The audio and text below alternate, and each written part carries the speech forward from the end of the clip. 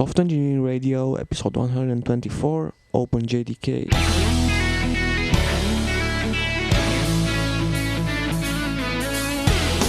This is Software Engineering Radio, the podcast for professional developers on the web at se-radio.net. SE Radio brings you relevant and detailed discussions and interviews on software engineering topics every 10 days. Thanks to our audience and the partners listed on our website for support.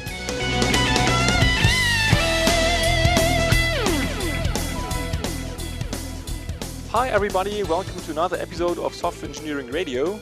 This is Arno, and today I'm interviewing Dalibor from Sun Microsystem about OpenJDK and open source in general. Dalibor, would you like to start by saying a few words about yourself? Yes, hi Arno, and hi everybody on SE Radio. I'm actually just started to work at Sun Microsystems earlier this year in April as their open source ambassador, basically, for Java. And my involvement in all this comes from years of participating in projects like Caffe, which is an open source virtual machine, and GNU ClassPath that have strived to provide completely free implementations of the Java platform on many different platforms. So once Sun opened up their code, they reached out to the existing community outside Sun. And so we started working together, and after a while of that, I decided to join the company and help push things from the inside as well. Okay, so now you're working with OpenJDK? Indeed. OpenJDK is the open source implementations of Java SE. Sun has actually done a bunch of those things in the past. So they've also opened up their enterprise Java platform.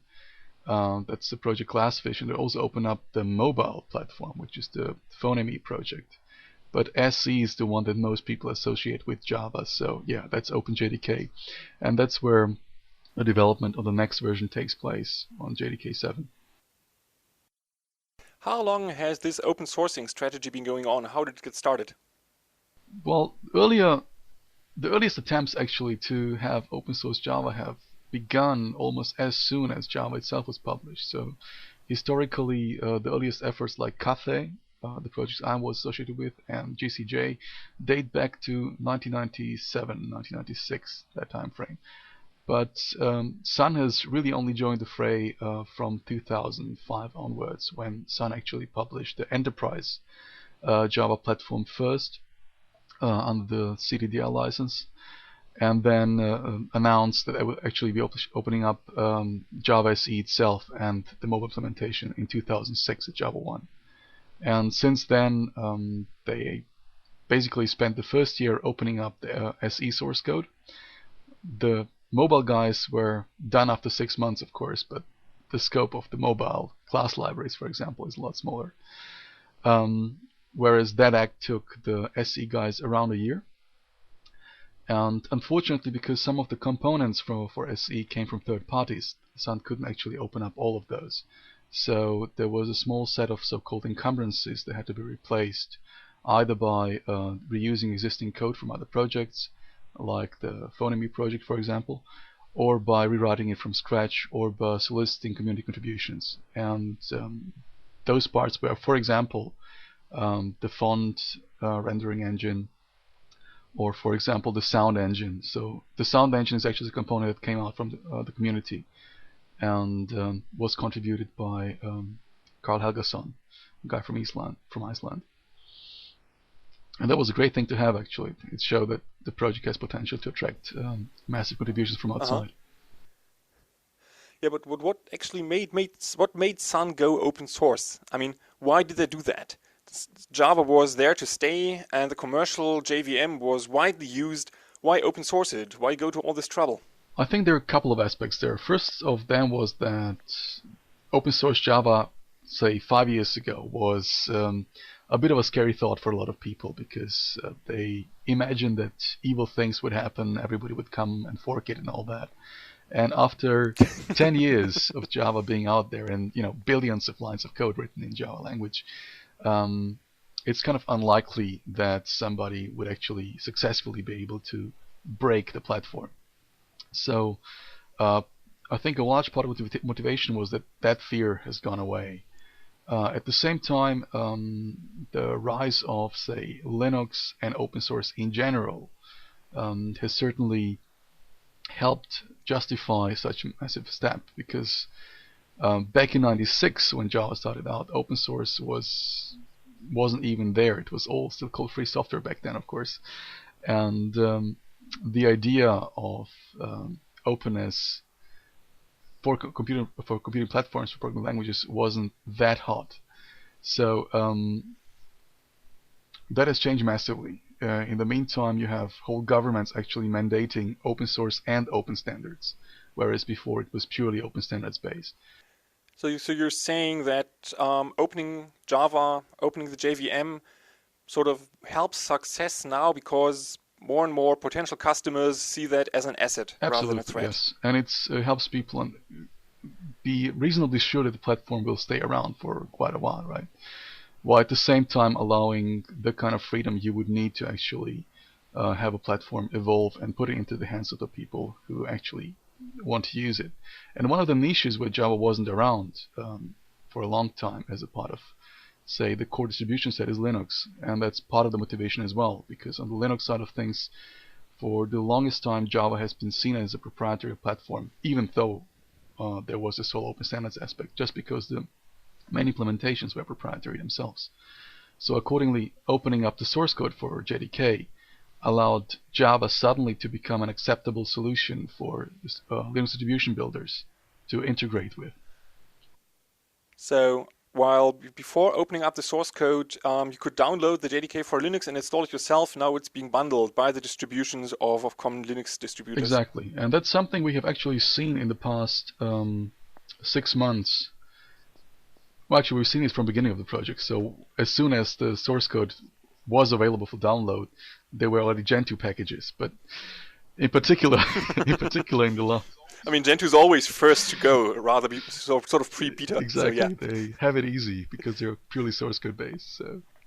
But in the past 6 months, we've actually seen a massive increase in adoption among the mainstream distributions. So not just Fedora and Debian, but also, of course, Ubuntu and OpenSUSE and Mandriva, and all the distributions deriving from them. So given the way the distribution space under Linux is built up, that means that we have a certain trickle-down effect that we are observing now. Yeah, but that's sort of a little weird, because, I mean, as far as I understand, Sun's open sourcing strategy says OpenJDK will be Java 7, but all these OpenJDK distributions in the Linux space, they're all Java 6 open sourced. So what's the status anyway? Is it Java 6 that goes open, or is it Java 7, or what about that? Right. I think when the original announcement was made to do OpenJDK, a lot of people underestimated the need for an Open 6 implementation. Because from a distribution perspective, what you really want to provide your users is a stable foundation to package and build applications on. And where Java 7 is still in heavy development mode, in fact, it will remain in that mode for another year. Another year, meaning end of 2009, something exactly. like that.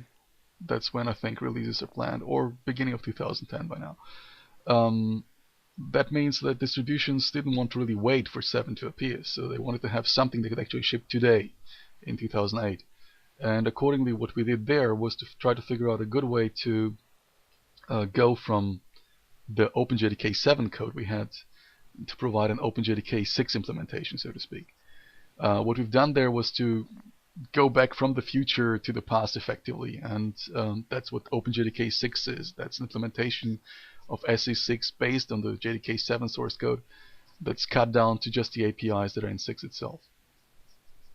And that source code has gone through the distributions. It's been actually successfully ran through the certification process by Red Hat, who have managed to build fully compatible binaries of SE6 and ran them through a TCK suite, the test suite for Java, for Fedora 9.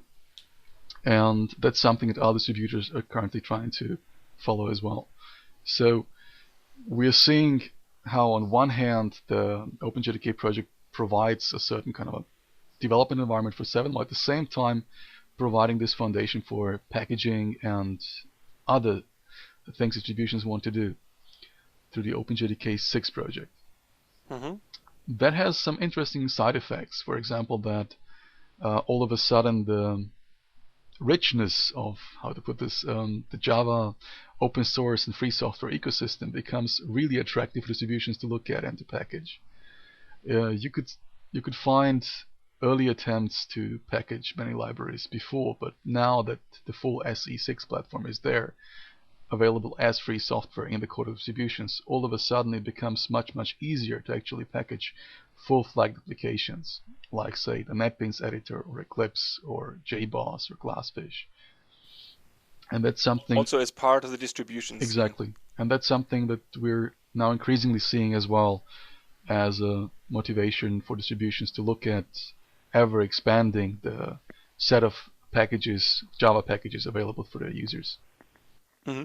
What do you think, or what is happening to the other implementations of the JVM, the non-Sun implementations?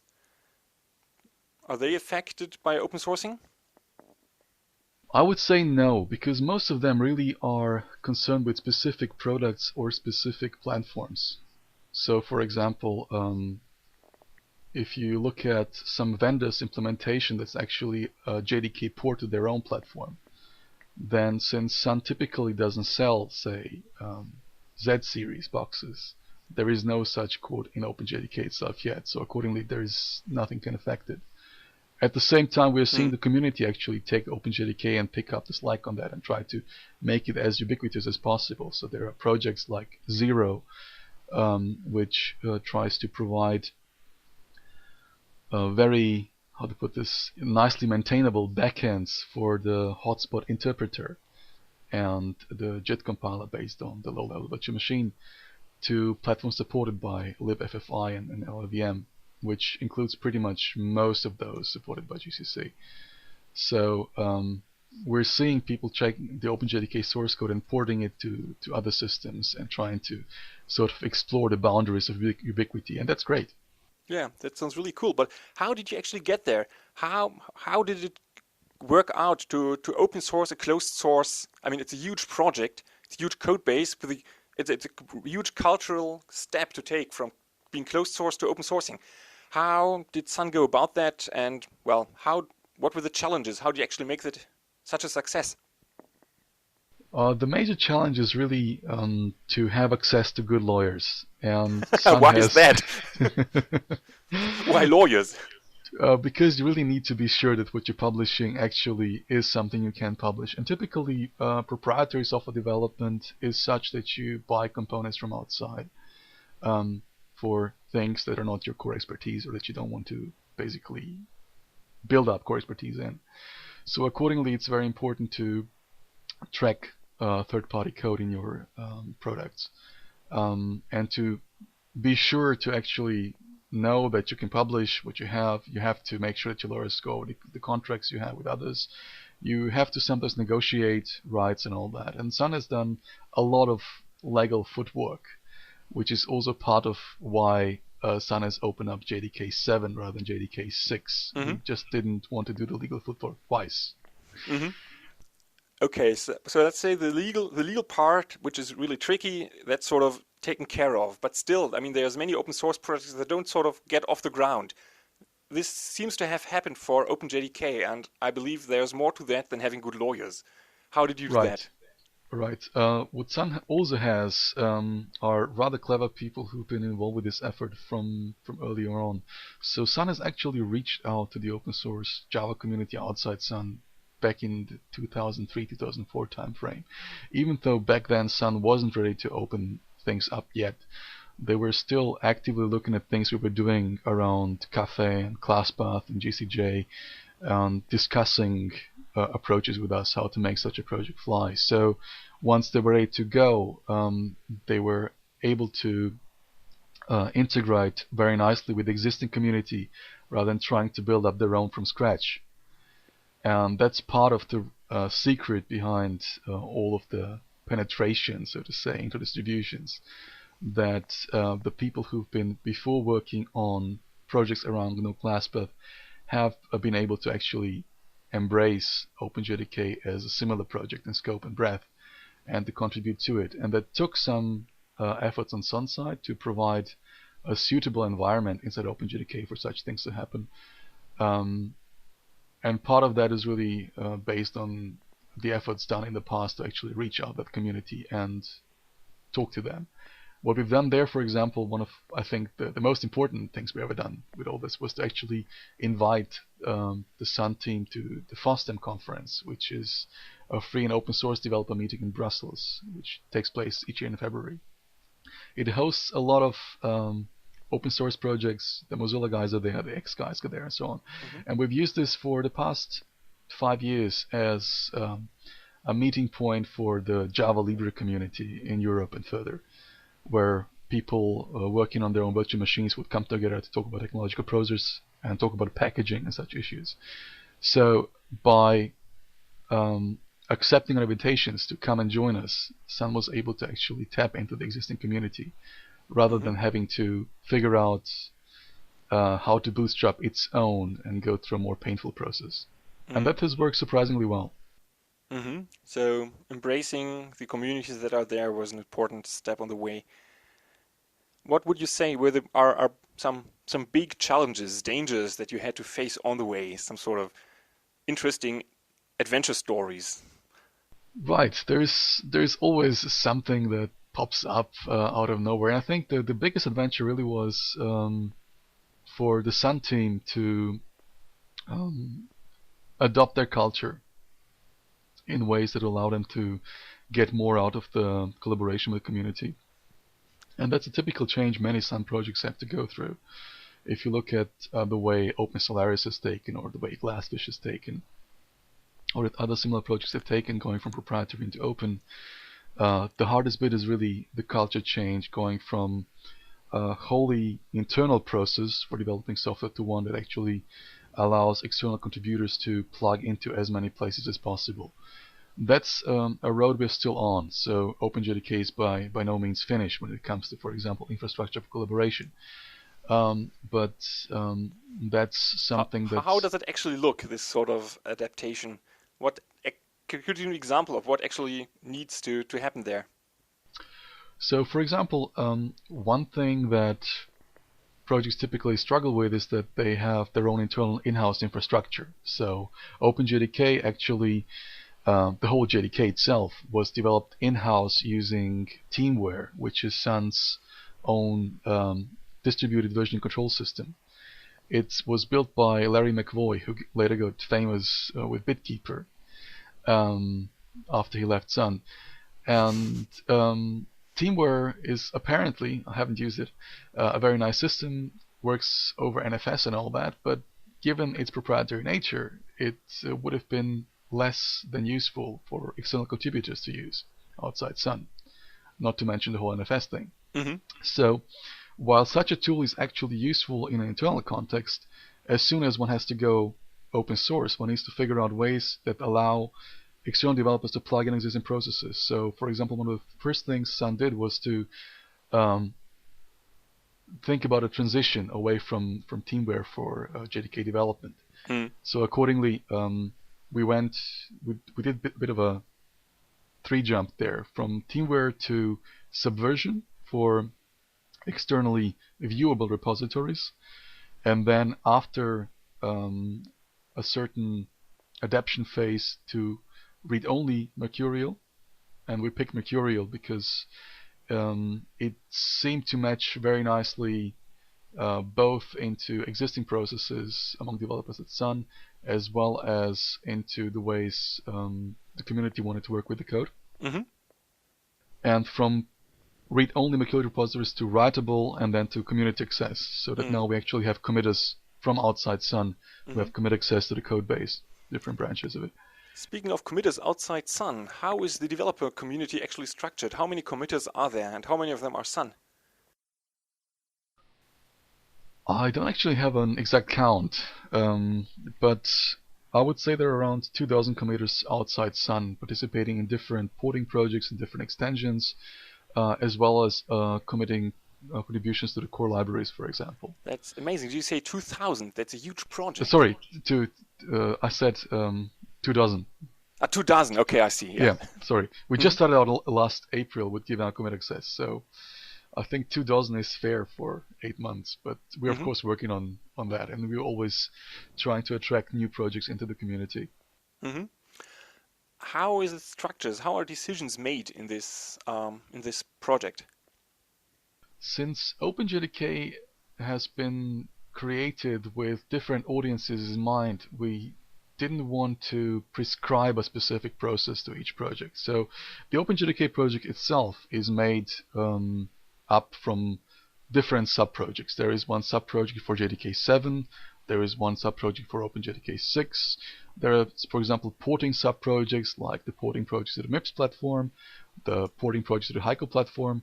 Then there are feature projects like, say, the Closures project, and many of these projects are led by Sun employees, of course, but many aren't. So about a half is not led by Sun employees.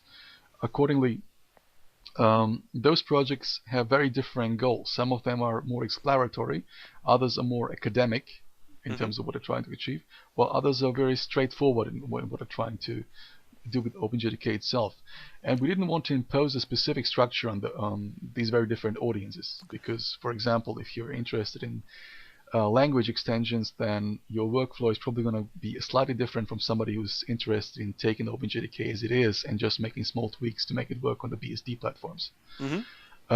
Accordingly, most projects are rather autonomous. Of course, that means for the ones led by Sun employees, they do have their own management chain, of course. Of course, sort of above the team leads, but who decides which projects are led by whom? I mean, many open source projects have some sort of democracy, meritocracy, or does some keep a strict control, or who decides? How is it decided? How can it evolve? Who actually leads the sub-projects? So the JDK sub-project, for example, are led by Sun members, but at the same time, other projects created by the community are not led by Sun in general. So what typically happens is that somebody would propose, for example, a 2D rendering pipeline for Linux, and they will get to lead that project. And we would set up the project repositories, they would get committer access, and they would be able to, as long as everything is alright, manage the project mostly autonomously. There are some small tweaks that we need to work with. For example, we need to have a copyright assignment to be able to actually use the code in the code bases we ship to the JDK licenses, because we don't want to have different code bases for, say, the proprietary JDK and the non-proprietary one. But beside that, basically such projects evolve on their own. The interesting part happens when such projects are merged into the main code base. We haven't had such a thing yet because JDK 7 is still in development, but from last week's DevOps conference, from the announcement in his keynote Mark Reinhold, the lead engineer on Java SE and OpenJDK made, it's clear that Sun actually wants to have community contributed features as part of JDK 7 itself. And those would be, for example, this Java 2D Xrender pipeline for Linux systems, and, for example, the implementation of JSR 308, which allows for annotations on types to improve static checking abilities.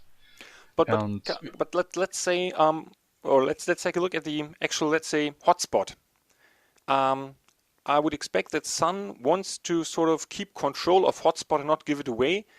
How is that managed? Is there some sort of Sun oversight committee who assigns the sub-project and project leads, or how is it actually managed? Who decides who leads what? So the way, for example, the hotspot project works is that the patches coming into it are reviewed, regardless whether they come from Sun or outside Sun. And if those patches pass muster, they go in. Otherwise, they don't. But the initial decides? seeding, right? The initial seedings of the projects was done by Sun itself. So initially, on the JDK itself, it was pretty much all Sun committers itself. and those projects can decide which new members they accept and In a give democratic commit way, access to. or In a meritocratic way. So the way it works is that the projects are organized in groups, and those groups have members, and those members can decide which new members to introduce into a group. So when a member when a new member is proposed, there is a vote among the group's members, and that way the membership gets expanded. And so far, so a in the couple long run, of it could happen that Sun employees become the minority of committers, and Sun sort of really loses control or gives up control of the JDK. control is always a function of the amount of work one does. But yes, that's technically it's possible. I don't think, given that we're invested so much, that Sun would ever actually invest less in the platform itself. But yes, the mechanism of the projects allow for such a gradual takeover to happen, of course. And that's a good thing. I mean, Yeah, if, for example, I agree. I was just wondering if Sun was had the courage to actually do that. It sounds like that, which I think is a good thing. Right. I mean, it's in governance of the project. Of course, it's less a matter of courage, but one of finding people who are able to expand things in those areas. Hotspot, for example, itself is a very technical piece of C++ code that scares most Java developers away. I believe so. But let's say I'm a C++ geek and I'm interested in Java and I'd like to contribute and become a committer. How do I go about that? You start off by sending patches. So the easiest way to do it is to actually pick one of the projects on the OpenJDK site, depending on the area of your expertise, for example, Hotspot, and then to get in touch with the corresponding mailing list to discuss your ideas and your proposals for changes. And typically the developers on, say, the Hotspot list are appreciate good ideas and maybe silent about bad ones, but typically conversation occurs, and you will be asked to back up your ideas with patches eventually. Then your patches go through a review process where they typically get better over time, and once the reviewers are happy, your patch goes in. If you keep contributing good patches, then eventually the overhead of just manually reviewing your stuff and fiddling with the bug tracker for all this becomes so high that everybody just wants to give you commit rights and to make you a member of the group. And that's how some of the groups so far have actually started to incorporate members outside Sun. For example, the core libraries group has some, as well as the, I think, Internet Installation group, where new projects are created and new things are happening, in particular driven, for example, by employees of companies outside Sun. One of the trends that's been going on for a while now is that the JVM is becoming a platform for many languages apart from Java itself. And I believe that open sourcing the JVM would sort of have a positive effect on the adoption of the JVM as a platform for other languages. What's going on there? I think that's doubtlessly true, and I think that might have been one of the side motivations to do it, because back in the early days, the JVM still was pretty good performance-wise. It only got better since, of course, but back in the early days, it was still pretty attractive. And there is a guy who maintains a web page with more than 200 languages for the JVM. A lot of those actually came up in the 90s and early 2000s. But for a lot of mainstream languages, successful platforms like Python and Ruby, the JVM wasn't such a hot option because it was seen as proprietary, and nobody really wanted to tie the platform down to a proprietary foundation. That's part of the problem that, say, projects implementing such languages on top of the CLR seem to have sometimes in terms of community adoption. So going open source has actually changed the equation there significantly, because all of a sudden the JVM doesn't no longer have this roadblock to adoption, and accordingly we're seeing a lot of interest from other communities to experiment with it and to try to not just create toy projects, but also to have actually fully working environments for mainstream languages working as fast or even faster than they would be in the regular world, in C world, on top of the JVM, like the JRuby guys have done, where their performance is actually comparable to the latest experimental performance of Ruby interpreters and beats the one of the current stable series. Wow. According to some blogs, so I'm just repeating what bloggers say, right? If it's on the internet, it's got to be true. That's the price you pay for reporting stuff that's not really out yet. Yeah, but yes, we're seeing that, for example, the JVM is becoming an attractive deployment platform for the Ruby community, because on one hand, your Rails application still runs as it runs on the regular Rails installation. On the other hand, you get all the benefits from opening up the JDK for free, basically. So whatever further investments are made in the JVM to, for example, make multi-core support better in future releases, or further performance improvements, the JVM gets them for free because it is so important on the server side where time is money. So accordingly, everybody's selling servers and everybody's selling server operating systems and everybody's selling large-scale application servers has a vested interest in making the JVM go as fast as possible. And yeah, we're seeing that. We're also seeing an explosion in languages on top of the JVM. So the past 2-3 years have seen a lot of exploration, for example, in the functional language domain, for example, in, say, in new Lisp implementations on top of the JVM, besides the traditional targets. So it's a very exciting time to actually be a JVM developer. And part of that is that the JVM itself is now being considered for modification to make it more suitable for dynamic languages. As the name itself says, the J stands for Java. It's been somewhat... So actually there's feedback from other languages who'd like to move to the JVM, and they say, we'd like to do this, but we need this feature, and that's reason enough for the feature to be incorporated into the JVM? Exactly. So it's... actually, what we have there is a project within OpenJDK. It's called Multi-Language VM. Now, of course, that doesn't mean that the JVM gets translated into other languages, Spanish or something like that. That's why we came up with a different name, DaVinci VM, because of this renaissance in programming languages. So these guys are working on extending the JVM to make it more suitable, for example, for Ruby and Python and similar languages. And they're working very closely together with implementers of the JVM-based implementations to make sure they meet their requirements.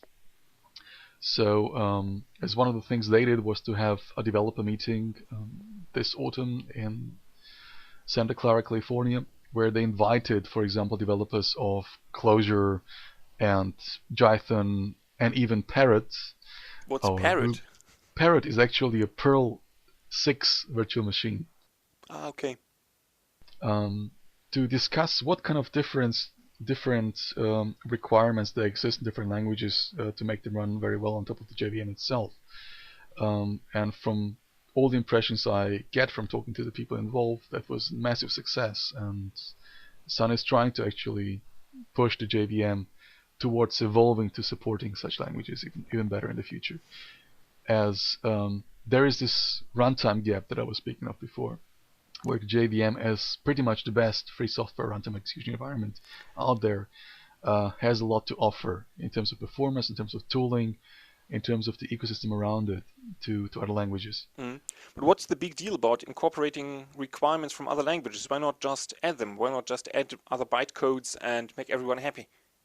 Well, what you want to do is really to make sure that you implement extensions carefully. The JVM is a beast that has been out there for at least 10 years, and there's a lot of bytecode written for the JVM. So accordingly, any changes done to this ecosystem have to be weighed very careful against, with the benefits weighed careful against the drawbacks.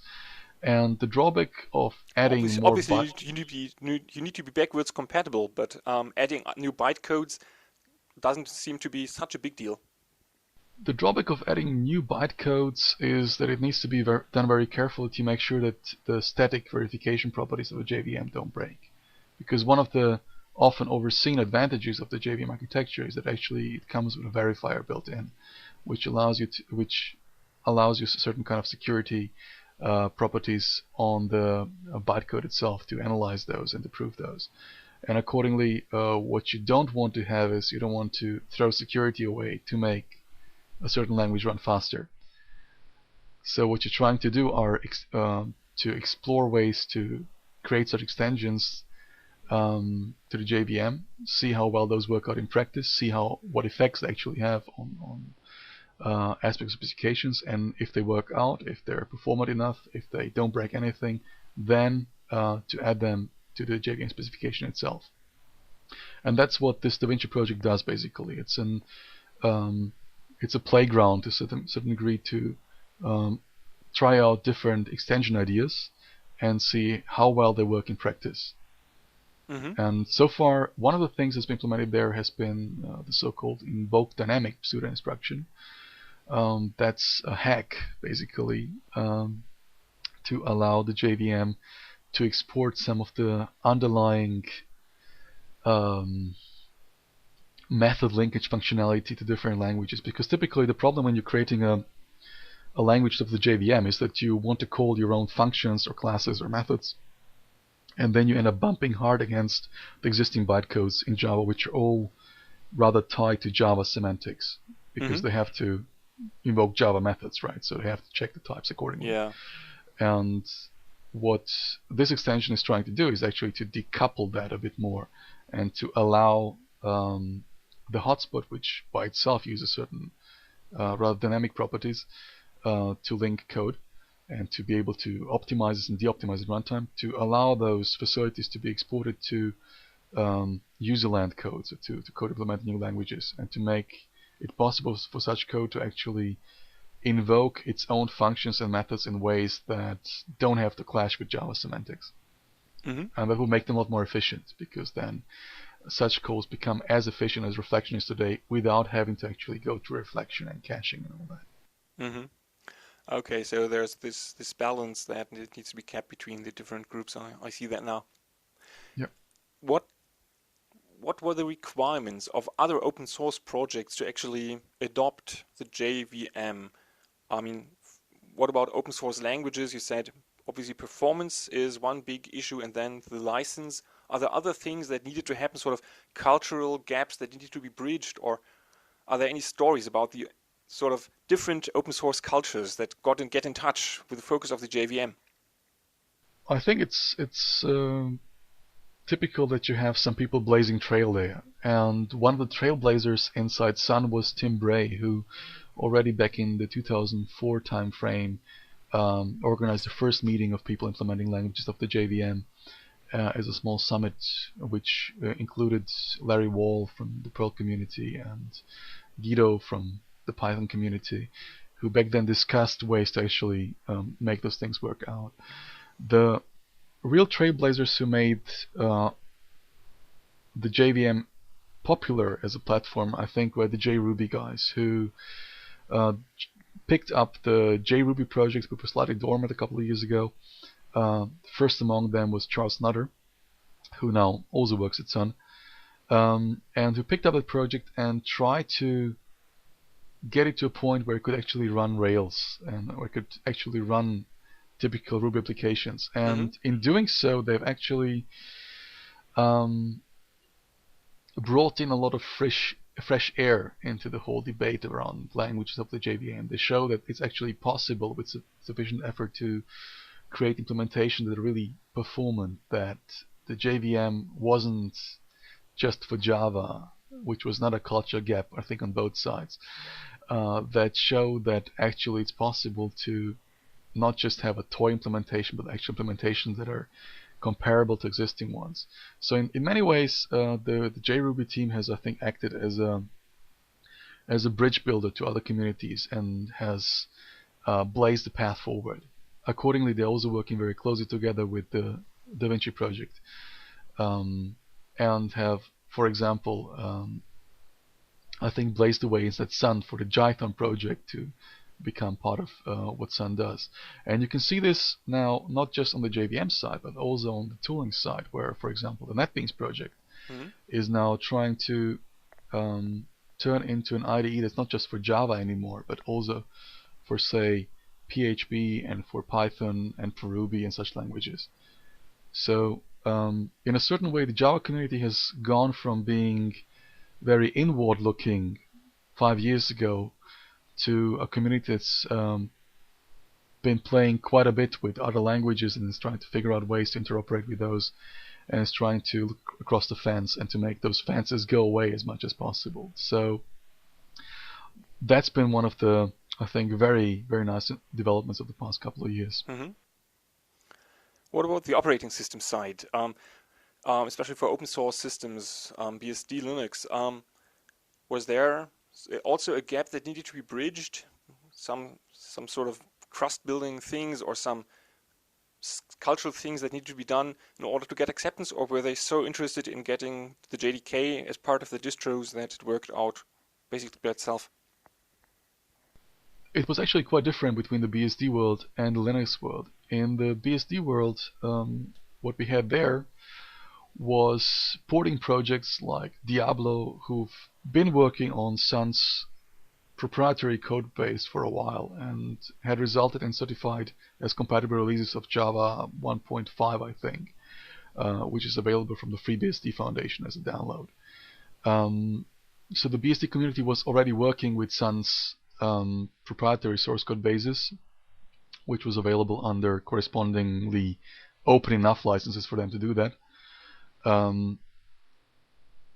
So on their side, the change wasn't such a big one. On the Linux side, though, the project doing that was the Blackdown project. The Blackdown project slightly went to sleep a couple of years ago once Sun started supporting Linux with its own binaries. So on the Linux side, there was this gap where there wasn't much going on in terms of porting and working with JDK source code itself. Accordingly, Sun had to do some trust building there. And that's what we did basically by including Sun then from the other side into these foster meetings and making sure they actually talk with the people who plan to work with the source code once it's open. On the other hand, it also means that once the Linux guys were all happy and set and had their source code bundles and it was all GPL and free and included, the BSD guys were still sitting on their old proprietary downloads. So what they wanted to do was, of course, to be able to play along with that. So one of the things we did in the past couple of months was to create a way for the BSD source code base to migrate into OpenJDK itself, which involved, again, talking with very good lawyers. Fortunately, it was quick and reasonably painless. Mm-hmm. And now we actually have a BSD porting project inside OpenJDK, which, funny enough, also includes Soy Latte, a port to Mac OS X. So that's one of the benefits, say, for the BSD community, in particular for the guys using Apple notebooks, that wasn't so obvious in the beginning, to actually be able to play with JDK 7 while it's being developed and try out those things by merging different branches of different projects within the project itself. And we're actually seeing that. We're seeing people who are trying to, for example, use and contribute to the DaVinci VM on Mac OS X, who then go and take the source code from the BSD port and work on it until they make it all work and compile and fly for them, which is great. That's just the power of open source, I think, that it allows such people to actually get things done where they would be stuck otherwise. Yeah. On a different vein, how do you actually assign features in an open source project like the OpenJDK? I mean, it's sort of more fun to develop new cool features, and you said something about the 2D rendering engine for Linux. I can well imagine that people are interested in implementing a new 2D rendering engine, but how do you actually get people to fix bugs that are reported and that are voted high on the bug tracker, that kind of stuff? The best way to do it is to actually pay them to fix bugs. So that's why actually Sun employs people doing just that. Mm-hmm. Okay, I can see that. But so it's actually true that the unpaid non-Sun members get to do all the cool stuff, while the paid Sun employees need to dig through the dirt and fix the ugly bugs. No.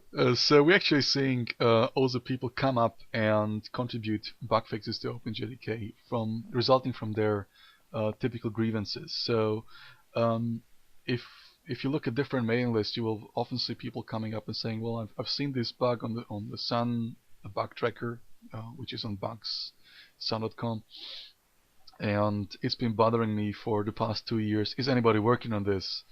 And since Java is so popular, and since we get so many bug reports, unfortunately, we just can't fix all of them. So sometimes you will find that we're not working on a bug after you ask for it, and then typically we'll find that people are sufficiently interested in fixing the bug for themselves if it's bugging them that hard that they will contribute a patch for it. That's one part of it. The other part is people who are working with JDK codebase internally, who then discover issues and then contribute fixes for them too. So we're seeing a certain amount of bug fixing coming from the community, and it really depends on which community it is. For the Linux community, for example, a lot of bug fixing happens around, say, compiler issues, because they're typically the first ones to discover some GCC compiler issue, because they're typically on the latest revision of those, whereas, say, the Windows people aren't. If they use GCC at all, right? Yeah. So typically Linux community will have many regular fixes for GCC issues coming up from them. Other companies or communities would have fixes for areas where they're interested in. Whereas on the Sun side, the project itself is of course governed by what interests we have in doing things. So for our engineers, we certainly set our own goals. For JDK 7, quite a bit of features in there are things Sun needs to do to make the platform better. That have been on our list for a long time. But they can also be features we have to do for a customer too, where customers are coming to Sun and saying, well, we actually need to have support for, say, some secure transport layer or things like that in the next release, and then we'll look into those and basically pay people to do them. What's much easier for the community outside Sun, though, is of course to think about their own features they'd like to provide, and we can't really say that we're going to take each one of those into JDK 7 itself. But I think the inclusion, or the targeted inclusion of the Java 2D Xrender pipeline and the JSR 308 shows that it's possible to actually get major features in through the community into the next release. Some of those features are of course harder than others. So if you, for example, want to extend the Java language, you will find yourself struggling against a lot of things. One of those being the language specification and having to evaluate the impact such a change has, the language spec itself. Whereas other areas, like say the 2D rendering pipeline, are more self-constrained. So the impact on other areas of the system is not that huge. And while speaking about language changes, what we are going to have for JDK 7 is going to be a project inside OpenJDK to actually collect proposals and ideas and code in particular for small language changes, for small extensions to the compiler language itself, because there are a lot of small ideas with not a lot of impact that would be still nice to have. And that's one of the areas I think Joe Darcy, who's also running the OpenJDK 6 project, is going to focus on in next year. And then we'll also have to have the big migration of the changes that were done in the 6 update 10 release train onto 7, and so on and so on. So our work is never over. But how do you get people to focus on a release date, even to commit to a release date? I mean, unless you set a deadline and actually get people to sort of tie the sack, they'll go on forever and ever without integrating ever. So what's the overall governance of the project, and how do you get volunteers to commit and work within such a frame? That's a good question, and we actually haven't really quite been there yet, because we haven't actually released 7, and I think we're gonna see some experimentation around that. On Sun side, but still you have some estimates of when release 7 will be out, so it appears that some thought has been given to that. Right. So last week at the DevOps conference, in his keynote, Mark Reinhold mentioned early 2010, which gives us about a year from now to actually get necessary changes in. Yeah, but how is it managed? I mean, how do you get the non-employees, the unpaid people, to commit this kind of date? How to get them to focus? By communicating, by communicating a lot about goals and release criteria and stuff like that. And for example, there are some changes from the community that would be nice to have where we're not sure if they're going to be ready in the time frame for 7. Is there some sort of staging process before the release? Some, let's say, a feature freeze half a year before that, and so this kind of stepwise stabilizing? Yes, on the Sun side definitely, and I think that's also going to be driving what further features make it into 7 from outside Sun. But I can't give you any dates or details on that yet because we're still working out those parts of the 7 process, which is why the question is somewhat hard to answer right now. As we haven't released yet, we still have some experimentation to do around this, what the best way is to actually make this work in the larger context. I see. Yeah, that's cool. Thank you very much. Is there something you'd like to add? Some particularly interesting stories you'd like to tell, or something you feel we haven't covered yet, which is definitely worth saying? Well, on my side, I'd just like to mention that we have this fun conference coming up again in February this year. So it's going to be FOSDEM again, where we'll have this Java developer room for a day and a half. And we've used this in the past as the Java Libre meeting in Europe. We've expanded this now to include the Sun guys, and we're looking to expand this to include more of the Java community. So if your listeners are interested in actually coming over to the FOSDEM conference, which is free, and is a great beer bash along the conference basically. In the wintry, chilly Brussels, it's on the 7th, 8th of February at the ULB, at the Free University of Brussels. So that's where you'll be able to see I hate to interrupt you there, but this episode probably won't be on the air before the conference. No worries. Then I think that's all from my side, and I'm really happy to have had a chance to talk about the project. Okay, well, thank you very much for taking the time. And thanks everybody for listening. Thanks. Bye. Thanks for downloading and listening to Software Engineering Radio. Software Engineering Radio is an educational program brought to you by Hillside Europe. If you want more information about the podcast and all the other episodes, visit our website at se-radio.net. If you want to support us, you can donate to the SE Radio team via the website, or you can advertise for SE Radio, for example by clicking on the Dig, Reddit, Delicious and Slashdot buttons. To contact the team, please send email to team@se-radio.net, or if it is specific to an episode, please use the comments facility on the website so other people can react to your comments. This episode of SE Radio, as well as all other episodes, are licensed under a Creative Commons 2.5 license. Please see the website for details. Thanks to Charlie Crow and the Podsafe Music Network for the music used in this show. The song is called Vegas Hard Rock Shuffle.